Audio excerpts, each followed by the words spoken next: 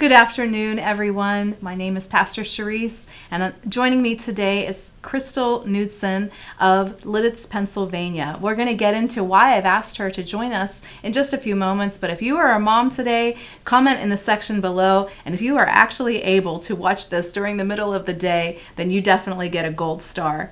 So today I've asked Krystal to join us because she not only is a mother of 7, but she's experienced homeschooling on her own, as well as being a children's pastor at several of their placements in their ministry years. So Krystal, welcome today to Central at Noon. Hi, thank you. I'm so excited to be here. Yeah, we are honored to have you. So ladies that are watching, moms, maybe some grandmas today, if you're taking care of grandchildren, we're just going to get into some key roles of what a mom does during the summer, and if you're able to be home or if you're still working from home, how in the world is this supposed to work post-COVID? So Krystal, tell us a little bit about yourself first, if you can introduce who you are, what you've done, how many kids and their ages and their stages, that would be helpful. Yeah, so like she said, my name is Krystal Knudsen. You actually do say the K. Oh, That's okay. It's Norwegian. We tease my husband all the time. We're the only ones who know how to say our last name. So it's just part of it. But my husband and I have been married 21 years, and we've been in ministry together for 17 years. We started out as youth and children's pastors, and then we transitioned through a couple of other churches to where he is now the lead pastor, and I am still continuing on with children's ministry just because that is my heart. That is what the Lord has knit within me, and I love it. So yeah, I've been called the director, the leader, the pastor, whatever. So all I know is I love kids, I love their families, and I love teaching them about Jesus. Our kids, we have 7, which I know some of you have to pick your jaw up off the floor because that's a little like, 7. But yeah, we have 7 kids. Ages 20 is my oldest. His name is Brett. He just finished up his sophomore year at University Valley Forge. that's great. And yeah, it's been great having him home because he's a digital media major. So during this time of craziness, it's been awesome having his help with all of the All ministry the things and schooling. church things that we're all having Yes. to learn. My next child is Derek. He's 18. He just virtually graduated last night, so we're excited. We had a senior, and of course, that was a very interesting experience. Right. My next one is Nathan. He is finishing up his junior year, so he'll be a senior next year. He's 17. Then we have Ryan. He's 15. He just finished his freshman year in high school. And then we have a middle schooler. We have our first girl. Her name's Samantha. She's 13. So we're exploring all the fun of having a teenage girl in the house. And she just finished 7th grade. Then we have another boy named Zach. He is 12, just finished 6th grade, and will be going on to middle school. And then we have Hannah, our last one. She's 11, and she just finished 5th grade. Wow. So that's our family, and it's crazy. It's fun. It's not always perfect, That's but right. we love it, That's and right. God blesses it. So we That's thank Him right. for that. Well, and your expertise too of being a mom of that many children over this span of time, where now you're into the middle school, high school, and college years, you can help speak to some of the younger moms at home who are still in nap time mode and feeding Yeah. times, and so how to make the summer the best time as we switch to summer mode this season. And you mentioned ministry. I've been in children's ministry myself, whether I've been a teacher or a director for 30 years, and it's been a lot of fun. My first teaching gig here at Central was when I was 12, and so I Oh, just wow. kind of followed suit and went into teaching in the public classroom just for a few years before we started our family of 4. So let's get into, you've mentioned that you were homeschooling mom, and so just tell us, how did that work for you? What were some of the decisions that shifted that in your atmosphere at home? Well, I do want to first say, because we may have some true homeschooling moms listening, I would not consider myself to be among the all-stars of homeschooling moms. I would love to be, but the Lord has not led our family that way all the time. So we have mostly done public school, but the times that we have homeschooled, it's because either we knew that we had a transition coming up, changing from one church to another, and we just wanted to be able to provide something consistent. So when we did move to a new place, we weren't having to jump right into something. We've homeschooled when it was needed for a particular child. So up until COVID, we didn't even homeschool all of our kids at the same time. We did a lot of one-on-one. So this one needed it, or that one needed it. And so that's just what's worked for us. Again, previous to the church that we're in now, the school district, where we were living with that church, it wasn't a great school district. We felt that we were to put our kids in this school, but there are some things that we didn't love and some challenges that some of our kids faced. So we really just let it in the Lord's hands and said, okay, show us which ones need to go to school, public school, show us which ones need to stay home. And we just did it that way. And I think letting him take the lead. That's right. And I think that's very wise. And for you moms who are watching today, not every decision you make for your family, even as we switch into summer mode, is going to be right for every child. You've certainly got a lot of likes and dislikes within your home. And so you have to cater to each child and make wise, godly decisions based on each of their personalities. Thank you so much, Krystal, for sharing those things. And what do you believe that kids need from their mom during the summer? Well, as I thought about this question and prayed about it, because I knew you were going to be asking this one, four main things popped into my spirit.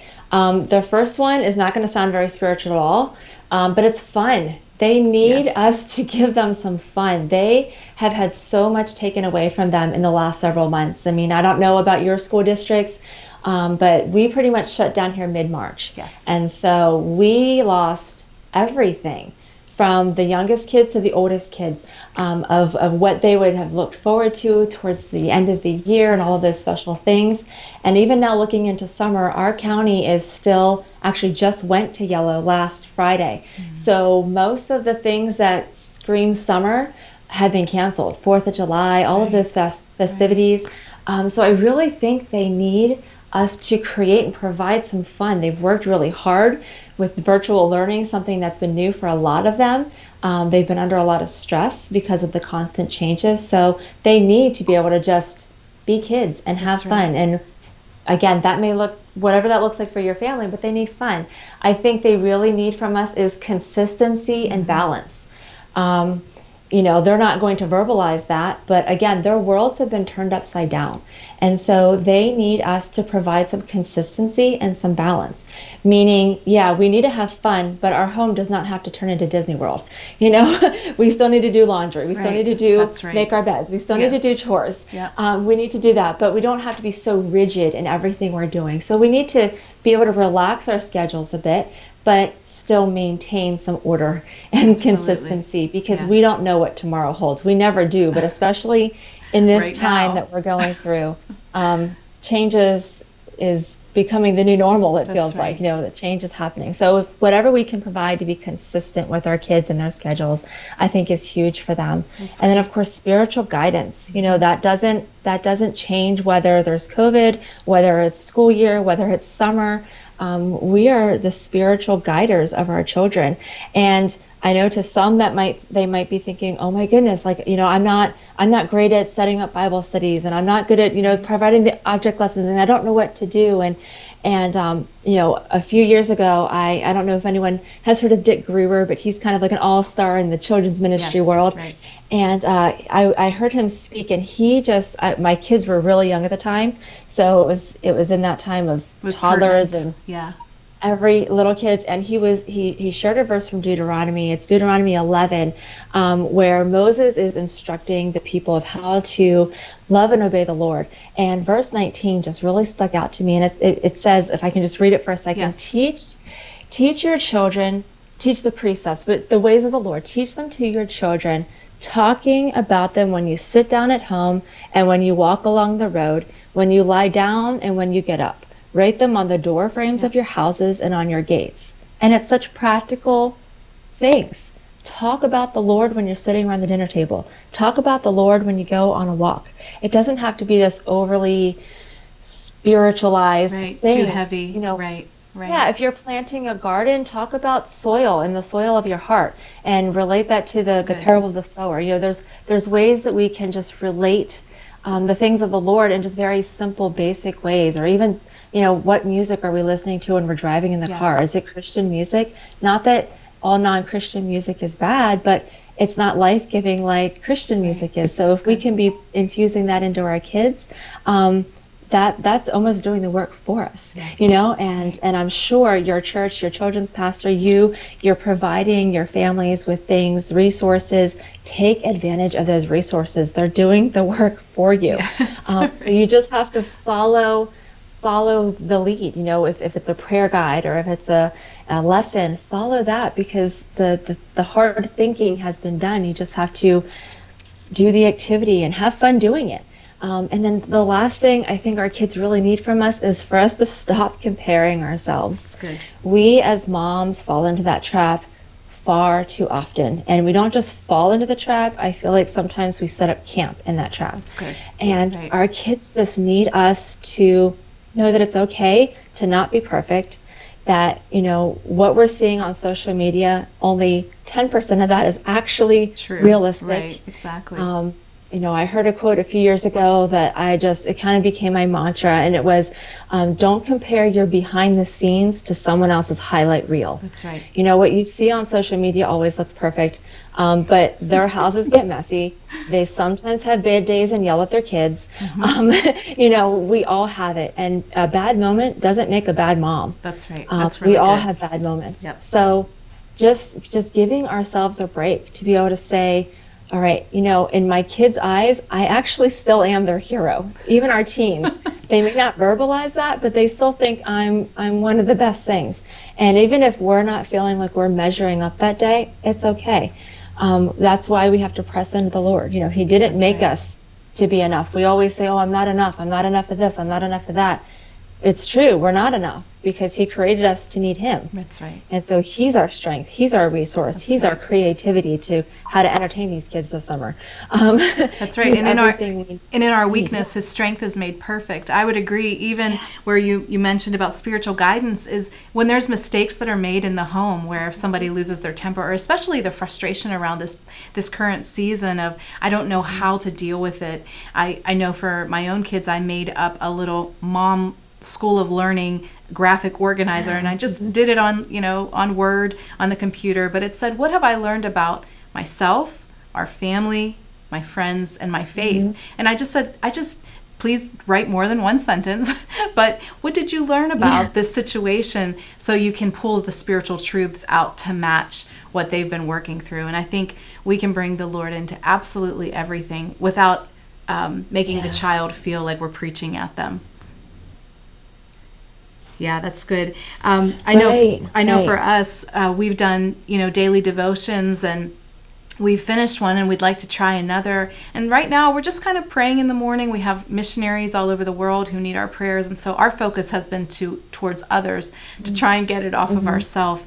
But yeah, there's so many different avenues. I love about consistency and balance. That's so key. In the summer, you might want to sleep in a little bit more. But I don't know about a lot of the moms who are watching today, but I know my children are tired. They were worn down from the end of the school year, and especially the style of learning that they had to adapt to very quickly. And they're just worn out. So I've tried to just make some flexibility in our schedule, though I really like consistency and checking the box off during the day. Just something as simple as no screen time until you've had your morning devotions, you've had breakfast, you're dressed, your bed's ready, and you've combed your hair and brushed your teeth. Remember hygiene? Yes, it's really important. We will have to go back out into public sometime. Yes, and I even encourage my kids, play outside when it's cooler in the morning. Rather than waiting until the heat of the afternoon. And sometimes we'll do our screen time in the afternoon because you're just tired and the heat of the summer kind of zaps you. So we sometimes flip it around and, try to get outside in the morning, which is great. Any visuals you have to share with us, or things that you have done in the past that have been a real true success? In terms of activities, Yes, or in terms yes. of, okay. Well, in terms of activities, I've been thinking about 4th of July a lot. So, because that seems to be the thing that my kids are talking about. So we are planning to do some fun things with our kids that we haven't necessarily done as focused on in the past. Because usually we're having a big outreach at our church. So we don't actually celebrate at home. This is going to be a new thing for us. Yeah. So, we're just looking forward to just my best friend, I have to say, is Google. I Google everything. Like I Google crafts, I Google recipe ideas. I love like some of those cooking websites like Pillsbury and Kraft and Betty Yes, Crocker right, because they've got ideas on there for kid-friendly recipes that right, like they can help make. right. So, and I think that really works for any age. They have ones that, it's a preschooler can do it because you can give a preschooler a plastic knife and a banana and they can cut a banana. That's right. And then someone else can pour the juice in to make your ice pop, and different things like that. Our kids are really going to be missing the fireworks. So we said, okay, we live in a town, so we're not like out, in Out in the rural country. areas where we can just explode things. But we said, we'll get some sparklers, we will get some things. But that got me to thinking, and I know when I was a mom of little ones, the idea of sparklers just like panicked me. Right, So I'm like, okay, right. they're going to blow up, they're going to They're set gonna the house burn on fire or themselves, something. right? So I have a very, very rough visual here. It's something I saw a few years ago on Facebook. I wish I had seen this when my kids were little. But in case someone watching hasn't seen it, and again, forgive me because we're celebrating graduation right now. But pretend this is my sparkler. You can take for like those little kids because they love to participate. Yeah. You can take a sparkler and poke a hole in a red cup and stick it in like this, and then they can put their hand inside. underneath. That's So brilliant. I don't know how well you can see that as it's sparkling and doing its thing, it's not coming back and burning them. That's And brilliant. honestly, I love it because like I can do it too because my hand fits in here. So I'm thinking, if you have a 3 or 4-year-old, you can get a decent amount of their arm in there Yes. and really protect them. And of course, if they're holding it far away, you explain that to them first. Maybe do a practice run with a dry one that's not sparking everywhere. But that's something we're looking forward to doing. But yeah, there's so many different things that we can try to do with our kids this summer. And I don't know if that's where you're heading right now with Yes. some of the Yeah, ideas. sure. Some of the ideas. But one of the things, some of these things I'm going to mention are things that we've done. Some of them are things we're looking forward to. Good. Good. So I don't know your area real well. I had thought about like Googling your area because I love Google and finding out what's going on. But then I thought, well, that's going to take away the fun of those watching because I think part of the fun is the searching and the finding of the what is research. going That's on. great. That's great, Krystal. Yeah, let's work together. Let's see what's happening in our area. I feel like a lot of times we go places and experience the fun in those places, but we forget that we have fun locally too. So in our area, we have lots of free markets. We have free in terms of like there's no admission to get in. You have to purchase things. But we have farm markets. We have this great market down in Lancaster City, which is what we live near, and it's multi-ethnic. So you can go and it's like you get to travel the world. There's great. Indian stands, there's Asian stands, there's Polish and German. And rather than, going and spending a lot of money at a restaurant, getting a meal that maybe your kids are going to hate, go and just look at what they're selling, get tandoori chicken on a stick, and it's not real expensive. They can try it. And if they don't like it, you didn't waste a lot of money, but at least maybe they will like it and they've discovered, and that's what food from India tastes like. Or get something, from the Asian market that's not an egg roll, that looks, a little bit freakish or a little bit different, and try it. And it's a great way to expose your kids to other cultures, which I think is so important, especially in light of current situations right now, and just letting them experience other cultures, other people, reminding them, again, just bringing Jesus into everything. We're all fearfully and wonderfully made, and we're all, we all belong to him. So if we choose to belong to him, but he loves us all, so we should love everybody. Making up theme days. Our family loves to do theme days. So, for us, Fridays are like Friday night movie night. Being a big family, we don't typically go out to the movies because that gets to be quite expensive. So we love Redbox. We love on demand. Yes, so that's right. we get those. We will buy the pizza from Walmart because it's cheaper than Domino's. Although sometimes they have good deals, and we'll eat in the living room, which is like a major mom, like we eat in the living room. We'll Goes eat the against pizza everything in the living who we are. I know, because I'm like, there's going to be messes, we're going to spill things. We only have water. I will not, we only really drink water anyway, but only water in the living room. And that's a fun thing. But even as I was thinking about this too, I suggest to some of my kids' church families, for your younger families, do a theme night where you pick a letter. And this is another way to just kind of bring faith in. So pick a letter. You all know Sesame Street. There's the letter of the day. Yes. a letter and build everything around that letter. So maybe you're gonna color that letter, you're gonna decorate it. Maybe, if you pick the letter P, maybe you're gonna color a letter P and make polka dots on it. And then for dinner that night, you're gonna have maybe pizza, popcorn, and peaches. It's going to be some strange things, but that's part of the fun, is that it's unusual, it's different. And then maybe that night you're going to talk about something from God's word that has to do with the letter P. Maybe it's Peter, maybe it's peace, maybe something from Philippians, something that you can tie in that letter. And if you have older and younger kids, you're getting that, learning piece of, it's fun, it's creative, but then your older kids, maybe they can help you look up the Bible verses. Or, my kids still love a good old-fashioned sword drill, where you stick your Bible on your head and you count, or you say the verse, and whoever gets there first. And so you could look up a whole bunch of, and they love that. So they're getting to be involved, they're getting to do something, and you're kind of hitting a wider range of ages.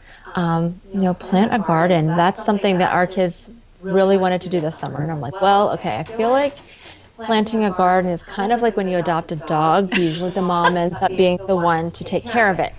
So I said, why don't we kind of reel that in a little bit? We're not going to plant an all-out garden, but let's do some potted plants in a garden. Right. So we have on our deck right now, we've got peppers and tomatoes and zucchinis and all sorts of things like that.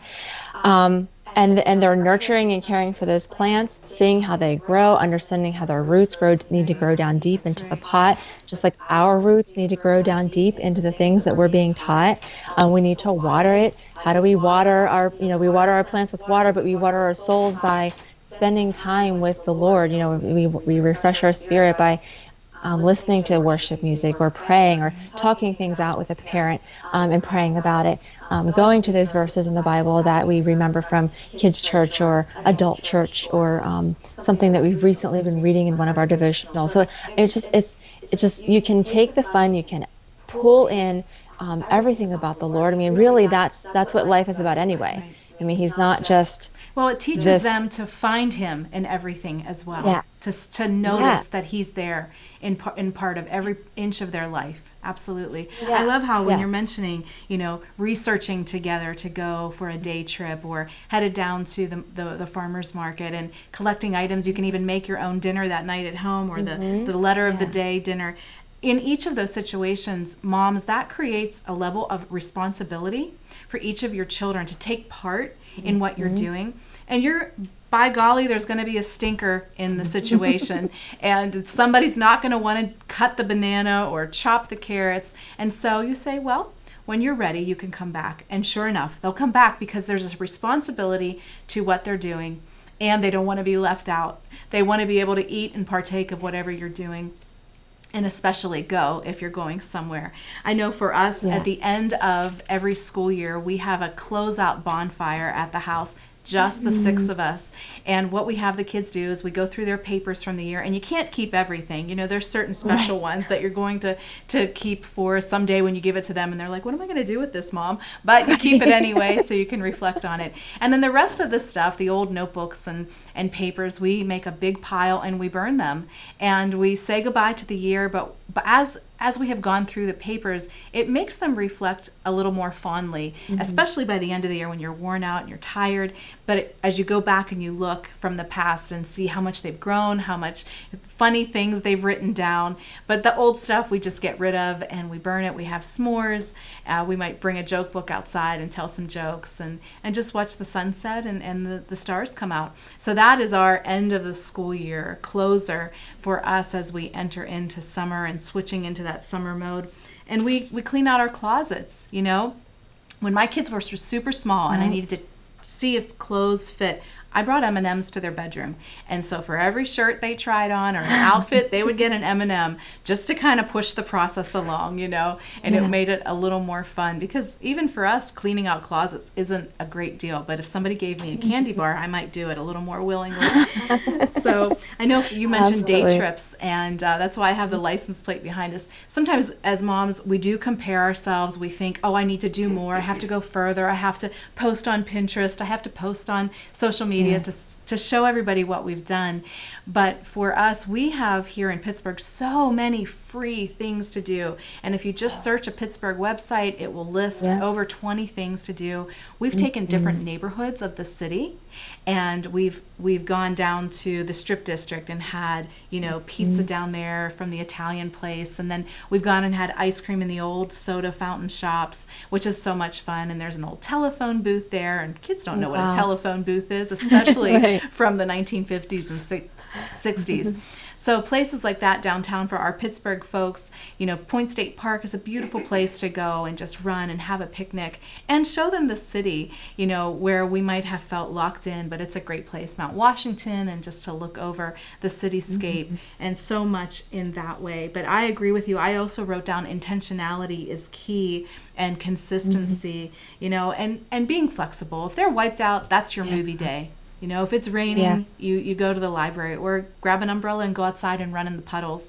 And so even our older kids still like to do that. It's so weird. I'm like, really? Are you not afraid? You know what the neighbors are going to say about us. But who cares? Yes, right. I think as you have your little ones, bubbles and water go a long way. It occupies them. And chalk. And what's that? And chalk, yes. And chalk. Chalk, absolutely. Yeah. Anything else in those little phases when you're still dealing with feeding times and napping schedules, anything that you remember that really worked well for your family, Krystal? I do. The thing, I was kind of a Nazi. The nap, do not give up the nap. If your kids are still napping, cherish it and build your life around it. It's not worth sacrificing, a cranky toddler later. No one will be having fun. You actually get more out of your day if you just let them take that downtime and sleep. Yes. And that's whether you're at home or on vacation. Because I know a lot of people are like, okay, we'll do the nap when we're at home, but we're on vacation. We're just going to go from sun up to sundown. And by the end of it, you're all miserable. And it's like, that is so not worth it. So if your kids are still napping, I cheer you on. Nap them, nap with them every once in a while. That's right.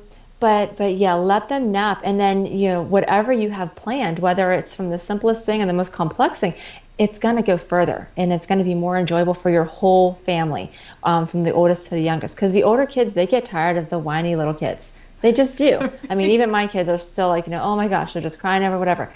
They're tired. Cut them a break. We're going to give them some time off. Yeah. Whatever. But they'll be more tolerant. They'll understand. And if you explain that to your older kids, and remind them, you were once younger too. Do you remember trying to keep up? Do you remember when we let you have a break because you were just maxed out? Oh yeah. They start to remember it. They understand it. They may not love it, but they get it. Yes. And they'll accept it and they'll go with it. But yeah. And like you said, water, bubbles, and chalk. They go a long way. They do. What about in the elementary years? What do you remember with your kids? You've just moved out of that phase since you just have a finished fifth grader. So let's share with moms, what has worked for us in that age span. Yeah. Again, I still feel like water, bubbles, and chalk go a long way. However, don't forget those milestones, like learning how to ride a bike. Yes. We transitioned almost 4 years ago to where we are now. And so in that transition, my youngest daughter was second grade at the time when we moved. And she kind of missed out on that learning how to ride a bike at that age where most of my other kids had. And where our house is, we're on the side of a hill. So it's like not safe to just start pedaling because you're going to be in traffic. And we live in a pretty quiet neighborhood, but all I can see is like a truck coming in, with being home over these last several weeks, her older siblings said, hey, what do you think about teaching Hannah to try to learn her bike now? I said, well, I think she's a little bit older now that she would understand if something's coming, just like abandon the bike. And they did, and they taught her how to ride the bike, and now they're just riding their bikes all over our neighborhood. And that's such a simple thing, but it's such a milestone, really. I mean, we record when our kids sit up for the first time or when they crawl or they take their first steps. Riding a bike is one of those milestones that's just huge. So yeah, our kids have loved that. Picnicking, playgrounds, and our kids love camping. Now, I don't love camping as much as they love camping, unless it's like a night or two. I can do a night or two, and I'm good. But for those of you who maybe just want to try something really out of the box with your kids Right. this summer, if Yes. if camping sounds too daunting, camp in your backyard. Yes. Right. Set up something in your backyard, or if that is even too rustic, set up a fort in your house and buy those stick-on glow-in-the-dark star stickers. You can put those on your Put the under the ceiling, let it catch blankets. the light, Yep. put up the blankets. You can get from like Amazon or Oil and Trading those little fake fireplace lights. Right. Set Right. that up, turn out the lights, and now you're camping under the stars, but That's in right. the comfort and air conditioning of your house I know with for I know for good us, plumbing. we did some camping in the backyard over last summer, and the boys cooked dinner over the bonfire, the fire pit, Yeah. which is fun too. It's just those memorable times. What is the worth of a memory? And sometimes we do have to work a little harder to make the memory really great for them. And in the end, though, it was worth every effort for the kids. Yeah. And as they move into middle school and high school, I feel like they're playing with less things. And so they want to depend more on their electronics. And you look at the culture of our day, and not in a bad light, but there's so much for them to see and do and laugh at, even on technology. However, I feel like the older they are, the more they want to go, see, and do. And I feel like we are in those travel years with our kids where, if it's just a day trip, up the highway just to kind of find something. How about for you and your family as they have begun to age? Yeah, we're finding with our older kids the same thing. In order to get them off of their electronic, they have to be doing something. Yes.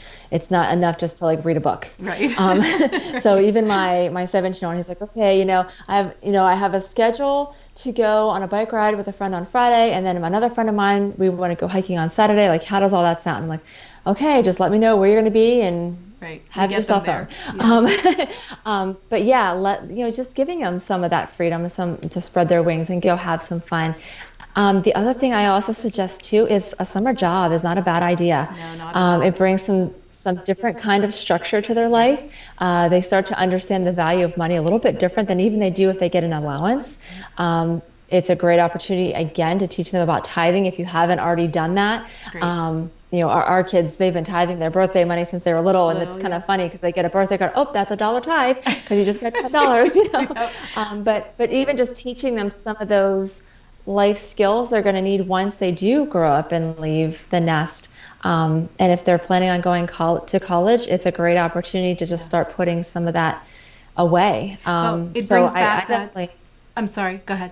No, go ahead. I was just saying I definitely recommend a summer job for Yes. teens because it's just enabling them to start taking some ownership and having some different responsibility to someone else other than mom and dad. That's right. That comes back to that responsibility and consistency again, even for them as they get older.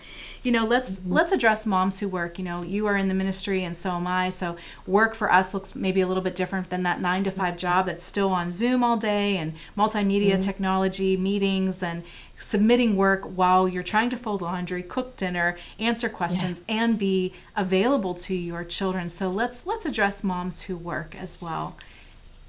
Yeah, definitely. I would say again, you're my heroes because you're literally doing everything. I mean, yes, we're working full time, but it looks very different. Yes. We're working from home, or we bring our kids to the church, because they're all part of ministry. Right. Again, I would go back to that whole cut yourself a break. Know Yes. that you So don't good. have to do everything. Yeah. Being there for your kids is so much more important than planning 25,000 activities for them to do. Yes. And so just knowing that you are enough because all they really want is you and your attention and your time. So I would start there. And knowing that it's okay if things are not perfect because perfect is really overrated and it's really unattainable. Right. I mean, you have to make a lot of people very on edge or upset if you're going to get perfect because you That's right. have to be a dictator, and who wants to be that? Yeah, sometimes we have to be commanding of our children to get them involved. But with our family, we talk about we're a team and we're in this together, and we're not one person is going to be able to make this ship float or sail by themselves. And I think that's true if you're a stay-at-home mom, a working mom, or a ministry mom. It's going to take the whole family to really get things to happen. So, okay, guys, if you want to be able to do something fun tonight after I'm done with my Zoom meetings or after I'm off of work, then I really need you to That's get great. this, and this done while I'm gone. I need your help. It's okay to admit to your kids that you need help. That's Yes. going to then teach them that it's okay for them to ask for help when they need When help. they need it. That's Um, good. because I think as we grow older, we think, oh, if I'm a grown up, if I'm mature, I shouldn't need help. No, You can no. do it. Real Yes. strength is admitting that we can't do it all That's right. ourselves. That's great. I So know. empowering your kids to help with the laundry or to fold some laundry Yeah. and get that done so you guys can be free to do something fun later. Later. Um, I know for a yeah. few of our moms here at the church, I've watched how they have incorporated their children even into their workspace. And so I'll see pictures of moms with their kids beside them during a Zoom call, and the kids have their notebooks and their pens. And again, it doesn't always work. It's Yeah. not always perfect. But even some Right. moms, if you're working, just to set a timer and allow yourself Yeah. not only to get up, go to the bathroom, get a drink of water, but to reconnect with the kids, just for 10, 15 minutes before you Yeah. have to head back to work, just as you would with your colleagues at work around the water cooler, or if you went into the kitchen to make a cup of coffee at work. Do the same with your kids. Pour them a little cup of coffee with a little splash of coffee and a lot of milk, and just enjoy a cup together, in the afternoon. As we finish up today, I wanted to share just, you like Google, I like Pinterest. Pinterest wasn't around when we were young moms with little ones at home, and it's just a plethora of Right. information Right. and fun graphics, and you can copy and paste them and pull them out and use them, and which I have. One thing that we didn't touch on was how to teach a new skill, maybe how to really make a phone call, because kids don't always necessarily have to, because they're texting so much, or just how to clean out the garage. What does that look like actually, to get rid of things? And one thing that I've liked on Pinterest as a mom is there are monthly calendars of planning. So like for June, what could you do? And it'll give you a list of 50 ideas. And of course you're not going to get to all of them, but sometimes when you feel depleted, you're tired, somebody's not feeling well, it just gives you an extra idea. And the verse I wanted to share as we are finishing up today is Psalm 115, verse 14. And it says this: "May the Lord cause you to flourish, both you and your children." And that's Psalm 115:14. A lot of things grow in the summer. And so during this time, I just pray that you moms are growing spiritually, and then that just spills out into your family and into your children, whether you're married, a single mom, a working mom, a stay-at-home mom. You have to grow yourself first in order to lead the little ones. And he will gently lead those who are with young, as Isaiah teaches us and softens our heart to know that he's leading us. But then in turn, we have to lead our little ones well. So, Krystal, I thank you so much for joining us today. This has been such a special time, especially with your expertise through the years in children's ministry and in ministry, as well as a mom who's homeschooled. So you've done it all, and you are a superhero in your own right. Oh man, thanks. Let's close in prayer Well, thank today. you for inviting me to be here. It's been a great time. Yeah. Krystal and I work together in women's ministry as well for the district. That's how we got to know one another. And I've met a few of her children along the way. So I just have just gleaned from you just listening today too. So let's go to prayer today as we close. Father, we pray for moms who are within our listening range here today. And we just ask, God, that you would quiet their heart and remind them that you alone are perfect. Father, that they would just find consistency in their relationship with you, to be consistent with their children. Father God, we ask for creativity to flow, Father God, just in their minds. And when they wake up in the morning, oh, I can do this today, that would be a great idea. And even if it gets derailed or sidetracked by a cranky toddler or even a cranky teenager, Lord, that they wouldn't lose hope, that they are helping to raise the generation that will just speak just life-giving and just unity to the next generation here of our culture, Father God. We just pray that we would help them avenue through what's in the culture today, both in COVID and things that we're seeing in media through the racial tension. Lord, help us to be bridge builders, God, this summer. Help us to cause our house to flourish in you, in the mighty name of Jesus. Amen. Amen. Again, thank you so much for joining us today, all of you moms. And if you're not able to watch it until later tonight, we totally get it. God bless you. God bless your family. God bless your homes. And have a wonderful summer. Take care. We'll see you next time.